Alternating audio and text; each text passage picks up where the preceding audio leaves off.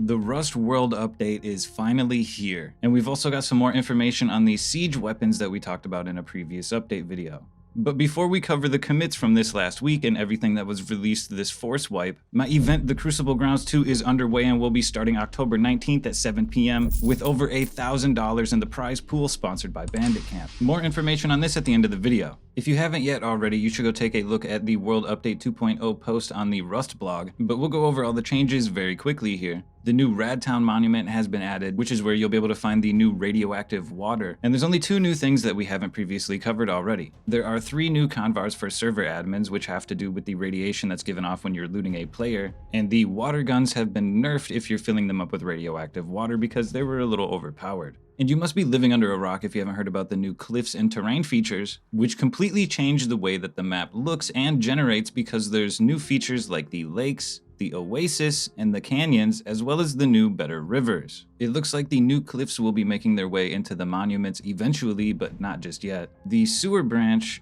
the water treatment, and military tunnels are 3 good examples of where these cliffs still need to be implemented at. 3 rivers will spawn on maps bigger than the size of 4,000, and only 2 will spawn on maps smaller than 4,000. The change to maps smaller than 3,500 was reverted, so it's going to be 2 for those as well. And then the lakes and oasis were removed from 3,500 sized maps to make room for other monuments to spawn. The God Rock, the Anvil, and a bunch of other rock formations were also added. The only changes that we haven't discussed with these are that the God Rock has been adjusted so that it doesn't spawn so deep into the ground, and it looks like the Anvil is a bit smaller. I don't remember, but I have another video on this if you want to compare the 2. The high caliber revolver, which is a tier 2 weapon, has also been released and fires 5.56 bullets. Alongside this, the new Frontier Hazmat DLC has been released with a new double barrel shotgun skin and a new metal hatchet skin. If you want to take a look at this for yourself, you can find it on the item store in-game. And now I'm going to speed run the rest of the things that were released this month since we've already previously covered them already. We've got the new dive sites, which features 6 crates at each of them, new foliage reworks, the lighting systems under the water have been fixed up a little bit, and the DPV has also been added, which is an underwater jet ski that is a tier 2 craftable item that allows you to travel under the water faster than swimming and uses low grade. The wood piles are back and they spawn like nodes do, but they give you wood. There's also the rework to the water wells, which features an NPC vendor and a food cache, and you will be able to find teas that spawn here. You'll also now be able to place wallpaper on the hard side as long as that wall is inside of your base. There was also a couple of quality of life changes that released. Charitable Rust is happening soon with some Twitch drops, and Rust is 40% off right now on Steam, so it's a great time to buy your friend the game if you're trying to get some new teammates, as well as a few other improvements, fixes, and changes that you can find at the bottom of the Rust blog. And that's everything that was released in this month's patch. But the work still continues, so let's move over to the staging branch and see what's been going on this past week. If you have your weapon out and it has a flashlight or laser and you open your map and press F to focus the map on your player, your light will turn on. There's a fix to this so that when you have your map open and press F, it will not toggle your light.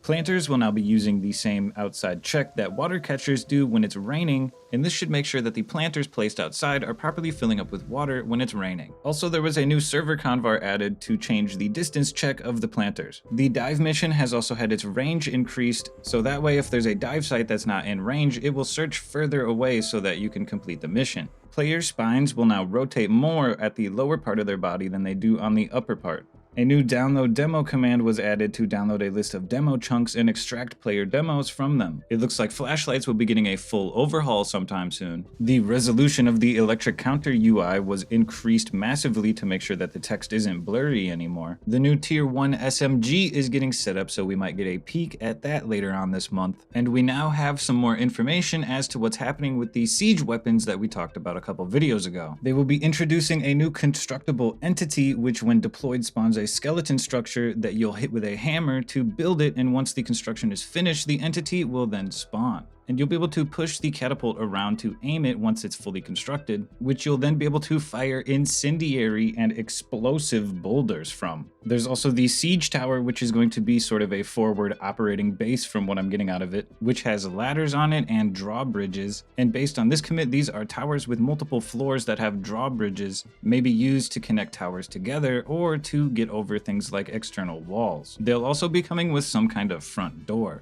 And from what I can tell, these are balancing changes to the raiding system so that players don't have to spend so much time farming up materials for a raid base, or an FOB as players call it. And with the new construction mechanic that allows you to build these faster than you would build a normal base, it's going to make online raiding even easier than it was before. And this is being done because in almost 100% of cases, defenders have the advantage over the raiders, which is why you don't see a lot of online raids. So this is one step towards making online raids more easily accessible. In my event, the Crucible Grounds 2 is starting up on October 19th at 7 p.m. CT, and players will be competing for over $1,000 worth of prizes presented by banditcamp. If you're interested in participating, make sure you join the Discord that's in the description, and once you're in there, head over to the event details channel where you'll be able to learn more about the plugin features of the event. The Crucible Grounds 2 is now built on fully custom plugins developed by Lencorp and Lurk from the Spoonkid and Winterust servers. If you're looking for a Rust server to play until the Crucible Grounds 2 starts on the 19th, you should go try one of theirs. And if you head over to the prize details channel, you'll be able to see all of the specifics related to the prize pool.